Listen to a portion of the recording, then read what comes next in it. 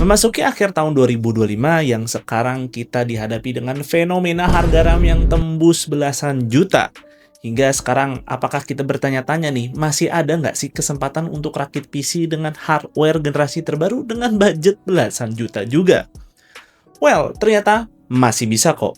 PC yang ada di depan gue ini tuh budgetnya cuma 12 jutaan kecil aja dan dia udah pakai RTX 5060, CPU-nya pakai Core i5 Gen 12, bahkan untuk casing dan power supply-nya ini pun bukan datang dari brand yang abal-abal, alias ini datang dari brand FSP. Dan ini tentunya semua pakai komponen harga terbaru, nggak ada yang bekas sama sekali. Jadi kira-kira di sini gue pakai kombinasi hardware apa aja sih untuk bisa dapat rakitan PC seperti ini. Gue bahas dari hal yang unexpectedly nggak kena dampak kenaikan harga, yaitu adalah power supply dan casing. Yang gue nggak sangka nih, brand FSP yang bukan datang dari brand ecek-ecek, mereka punya lineup produk dengan harga yang ramah kantong. Misalnya di sini gue pakai power supply FSP Vita BD650W, sebuah power supply yang udah pakai standar ATX 3.1 tapi harganya cuma dibanderol 700 ribuan aja. Jadi cukup menarik. FSP Vita BD650W ini merupakan salah satu line up power supply FSP terbaru yang sekarang juga diperbarui dari sisi branding. Kali ini FSP menggunakan branding yang menurut gue lebih mudah nih dikenali untuk orang-orang awam. Mereka membagi line up power supply-nya menjadi 3, yaitu Vita, Advan, dan Mega. Diikuti dengan 2 huruf belakang yang menandakan rating power supply serta jenis kabelnya. Jika di sini gue lagi megang Vita BD650W, artinya merupakan seri power supply Vita dengan rating 80 plus bronze dan menggunakan kabel biasa atau direct, serta 650W menandakan kapasitas power supply tersebut. Kemudian misal ada power supply Vita GM750W, ya artinya power supply Vita dengan rating 80 plus gold dengan jenis kabel modular alias kabelnya bisa dilepas pasang.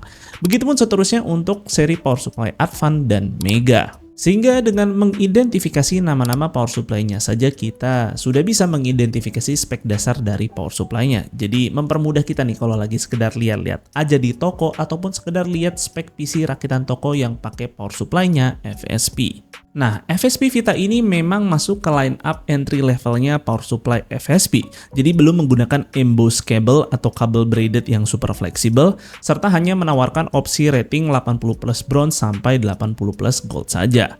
Walaupun begitu, FSP tetap FSP. Power supply mereka bukan power supply kaleng yang asal murah saja.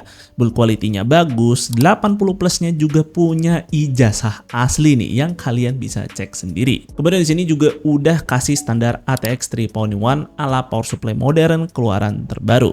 Serta proteksinya pun juga lengkap banget nih di power supply ini sekalipun. Apalagi untuk garansi juga sudah di cover nih selama 5 tahun. Nah, secara komponen sih mereka tidak spesifik ya menyebutkan menggunakan kapasitor asal mana. Jadi ada kemungkinan pakai kapasitor asal Jepang atau mungkin asal Taiwan.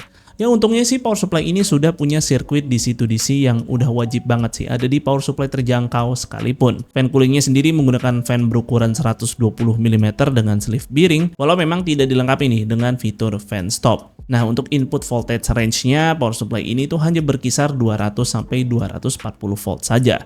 Jadi belum full range. Nah, untuk perkabelannya si Vita BD650W ini tuh dikasih kabel yang sekedar cukup aja sih untuk memenuhi kebutuhan rakitan PC kelas mid-range.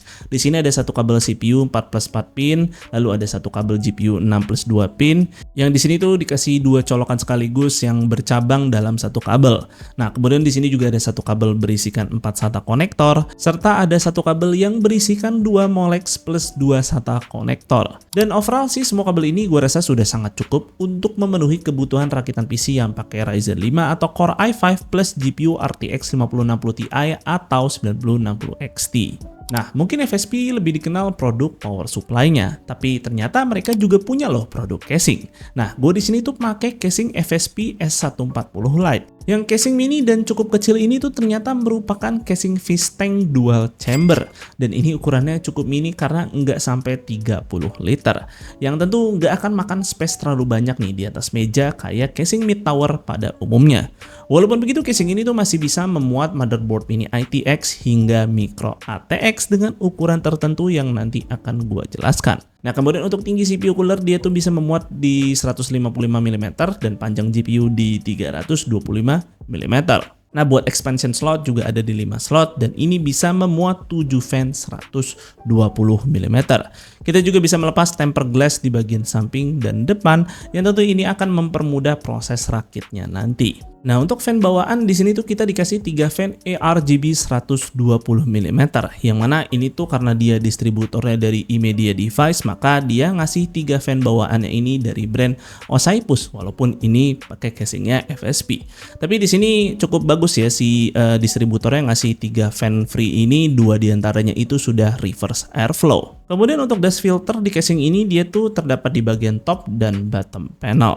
Selanjutnya kita move on ke bagian samping casing ini. Nah, di sini tuh kita mendapati ruang power supply serta juga ada ruang untuk storage bay. Power supply ini tuh bisa memuat ukuran power supply di ukuran ATX serta untuk storage bay-nya bisa memuat 2 kali SATA 2,5 inch atau 1 kali SATA 3,5 inch. Nah, selanjutnya di sini gue akan memasukkan motherboard micro ATX dengan lebar 208 mm, yang mana aslinya FSP ini merekomendasikan motherboard micro ATX dengan lebar 185 mm, supaya si motherboardnya ini tuh tidak menutup sebagian fan front panelnya. Tapi menurut gue sih ini masih acceptable untuk toleransinya karena gue masih bisa mudah ngeluarin perkabelan di casing ini. Nah, untuk CPU-nya di sini gue akan pakai Intel Core i5 12400F yang sayangnya memang harganya juga lagi naik sih. Nah, kenapa konsiderasi gue pakai LGA 1700 ini bukan AMD AM4? Karena untuk soket Intel yang ini tuh dia masih bisa di-upgrade lagi sampai ke Gen 14, yang mana dia bakal kasih jumlah core lebih banyak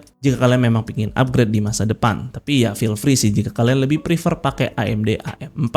Nah, untuk RAM-nya di sini karena harga RAM lagi nggak baik-baik aja, maka gue back to RAM DDR4 yang harganya di sini ya masih lebih bisa dijangkau lah dibandingkan RAM DDR5 ya, walau juga memang udah nggak murah sih. Di sini gue pakai 2 kali 8 GB aja yang per kepingnya aja ini udah tembus di atas 700. Nah, buat SSD di sini juga ikut naik nih. Jadi gue save budget aja di NVMe Gen 3 512 GB. Ya walau sih saran gue sih kalian langsung pakai aja NVMe Gen 4 yang 512 karena juga motherboardnya udah support dan juga secara harga nggak beda terlalu jauh. Cuman ya di sini opsi SSD paling murah yang lagi gue pegang adanya NVMe Gen 3, maka gue pakai ini. Nah, karena CPU-nya tray, maka di sini kita perlu pakai cooling aftermarket yang di sini gue pakein aja single tower 120 mm, yang mana di sini udah punya digital display yang sebetulnya sih bisa lebih ngirit aja pakai yang biasa-biasa aja. Tapi menurut gue nambah sedikit untuk digital display ya nggak seberapa juga sih nambahnya, dan ini bisa nambah estetik di PC kalian. Dan untuk GPU tentunya bakal pakai RTX 5060.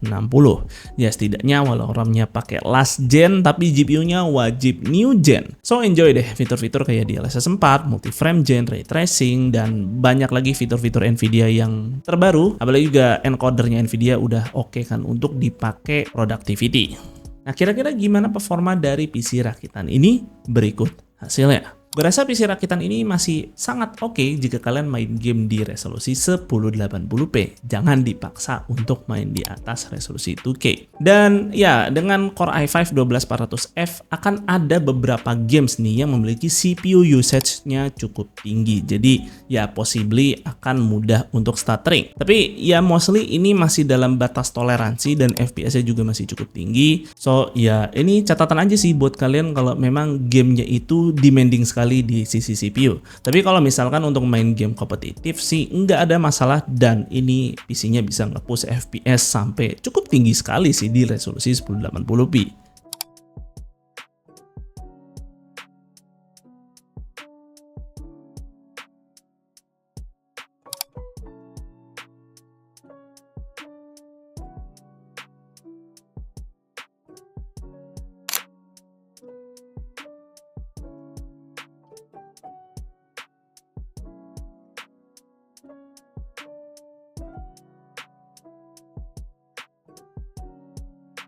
Jadi itu dia PC rakitan dengan budget 12 jutaan kecil yang list harganya bisa dilihat sebagai berikut. Yang dengan catatan di sini tentunya harga-harga ini tuh bisa saja berubah di kemudian hari. So ya kita kan tahu ya sekarang lagi ada gonjang-ganjing harga RAM yang lagi naik signifikan, mungkin akan bertahan sampai tahun depan, dan tentunya juga katanya ada info-info nih kalau harga GPU-nya Nvidia bakal naik juga di tahun depan. Jadi ya banyak sekali ketidakpastian di tahun depan, jadi ya kalian mungkin cepat-cepat aja tiru rakitan PC kali ini. Dan semoga aja sih kalian diberikan rezeki ya untuk masih bisa rakit PC kalau sempat. Tapi kalau kalian belum bisa, silahkan berjuang lagi, nabung lagi. Dan kalau kalian udah bisa meminang PC-nya, tolong jaga PC-nya itu dengan baik-baik ya. Jangan sampai kenapa-kenapa. Karena kalau ya kita udah bisa rakit PC di tengah-tengah kondisi seperti saat ini, kalau ada yang rusak itu akan sangat PR sih. Karena ya harga komponennya itu udah pada naik. Tapi anyway, ya setidaknya kalau kalian PC-nya pengen awet, itu